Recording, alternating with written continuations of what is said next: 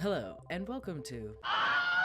I'm Danny, and today I'm going to redraw a character design I made 8 years ago. So let's just jump into it.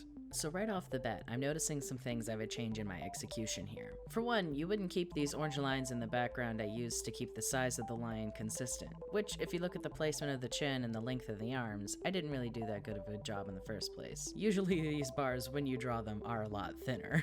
Another thing that's very obvious to me is I've just done too much on this face. All of the features are too big. The eyes, the eyebrows, the nose, the mouth. Especially with the eyes stylized like that, it becomes almost creepy. His outfit doesn't really tell you very much about his personality either, and looks a little drab. I was not particularly satisfied with the quality of my shapes or line work either. I gave it a good shot, I learned a lot, but now, 8 years later, it's time to try again. Over Christmas break, I did actually revisit this guy in color pencil, and you can see where I've made big improvements with his face shape and overall personality. The tiny dot eyes add a lot. But I'm not satisfied. Not only do I want to tweak his outfit a bit more, I want this to be a full turnaround. I want this to be animation quality. So let's freaking do it. So, immediately after declaring my intent with this piece, I was full of regret. I work as a character designer professionally, which makes doing a turnaround for fun almost impossible. I had to enter a working state of mind to draw this, which is a bit antithetical to this channel. I'm not sure how many more times you'll see me draw a turnaround, but I'm in it now, and so are you. Let us continue. I traced the base of this design from my December sketch, but altered the pose of the body, as I didn't like how stiff it was. And then I wasn't happy with the placement of the arms. So I tried to draw him clasping his arms behind his back in this really cute pose that I honestly liked a lot. I also made the decision to give him a Polaroid camera strapped across his chest at this point, solidifying him as a little photographer and giving his design more of a sense of identity. The sketch was cute, but the guilt of hiding his hands overcame me, and I had to try to bring his arms out. You see how I am beholden to work brain here. What a shame. This end pose is really cute though. Now I'm drawing the guiding lines, which are thin and thus actually helpful. I wanted each drawing to be really cute and have a lot of personality while also having a clear silhouette, so I did a lot of fiddling with this middle pose trying to get it just right. I did eventually decide to flip the middle pose so that the camera at his hip would have more clarity. I have almost nothing to say about the back pose. Thank God it was easy to draw. And boom, there's the flip. With the base sketch down, I'm ready to do what I almost always do, the second sketch. The purpose of the second sketch is just to get the lines as clear as possible for line art. Depending on how clean your first sketch is, this isn't always a necessary step. I like my line art to be very precise, so I try with the second sketch to sort of set myself up for success. I did have Sonic the Hedgehog in mind the whole time I was drawing this guy. I can't help myself, I just love big chunky boots and hands, they're too cute. He does look a little bit like Tails, maybe they're related. Here I am, copy, paste, and flipping the arm. This won't be the last time you see that. I really use the rotate tool a lot while drawing. This poor kid must be so seasick. I feel like band-aids and big chunky boots are two big calling cards of my style right now. Oh man, when I drew the left leg back on the middle pose, everything instantly felt more balanced. I would say everything instantly came together, but the left arm gave me heaps of trouble still. It took me forever to figure out what I wanted to do with it. Like, now it's just gone, but I promise I don't give up on it fully. It will return, although maybe it shouldn't have. This pose looks pretty good without it. I decided to raise the arm on the back pose like he's waving to someone in the distance. It brings his fist away from the camera, and I think it makes the back pose feel a lot friendlier too. And with that, it's time for the line work. If you thought I was rotating the canvas a lot before, you're in it now. I try to be really particular and clean with my lines to the point where the end result can look a little too polished. My wife Shelby often collaborates with me so that this effect can be kneecapped by their very excellent painting skills. But Shelby can't help me now, not with a model sheet. This part of the process definitely took the longest amount of time, and is also the most satisfying. I usually find line work to be very meditative and fun. For me, the key to nice lines is a lot of bad lines shaped and sculpted into good lines. Instead of trying to get the perfect line, I try to get good enough lines and then erase the stray ends or merge it with another line, just putting in the time and effort to make sure that there aren't any flyaways or openings. Another way to get good line art is to draw your lines on a very big canvas. That way every single line seems tighter and more deliberate. Everything looks better from far away. That's a real tip. And here I am deliberating if it's truly worth lining this second hand, when I could copy and paste. Look, if the lazy solution works, it works. Oh, don't mind me as I drag the lazy solution across the canvas like a body. I stand by my actions. However, I do add just enough little changes so that it doesn't seem entirely impossible, that I am just naturally very symmetrical at lining.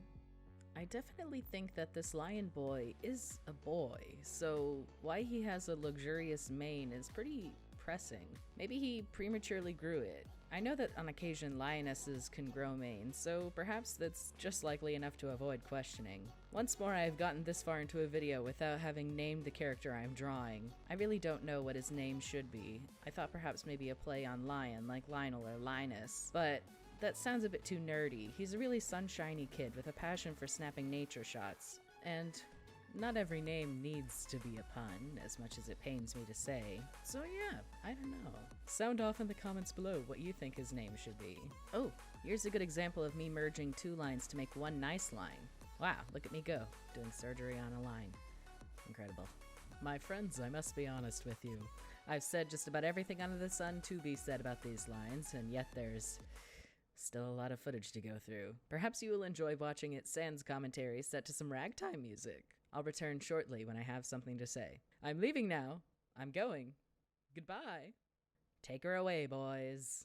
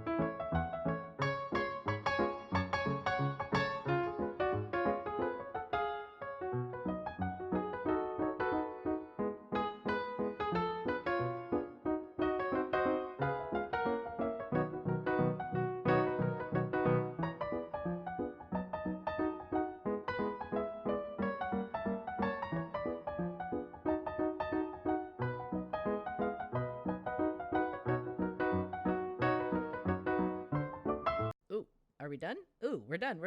Oh lord, that means it's time for the color.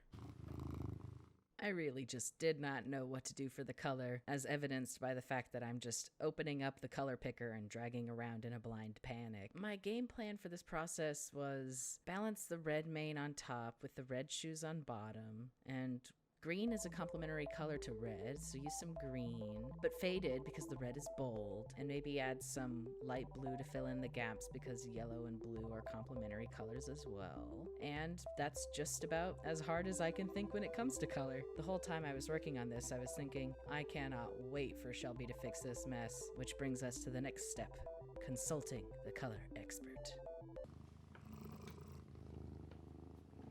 Oh wow, this looks great. I have no notes. What? None? Nothing? None. Oh, well, okay. Oh, wow. I wasn't expecting that. Well, moving along, I go straight into flattening the rest of the design. At this point, the piece is more or less done for me. It's just a matter of making sure the color fills the entire space and doesn't leave that white gap around the lines. Which is why you see the lines flicking on and off as I paint bucket fill everything. It's really not the most sophisticated method, but it's the one I know. Oh, One thing I did fail to talk about was my decision to make the camera strap so colorful. It was actually inspired by a camera I bought for Shelby years ago that had a pastel rainbow strap. I thought since I decided to keep his t-shirt blank, a colorful strap would add just the right amount of visual interest. And after I added a little bit of shading, the piece is finally done. Now to take a journey through the process, starting from 8 years ago to December to today right now.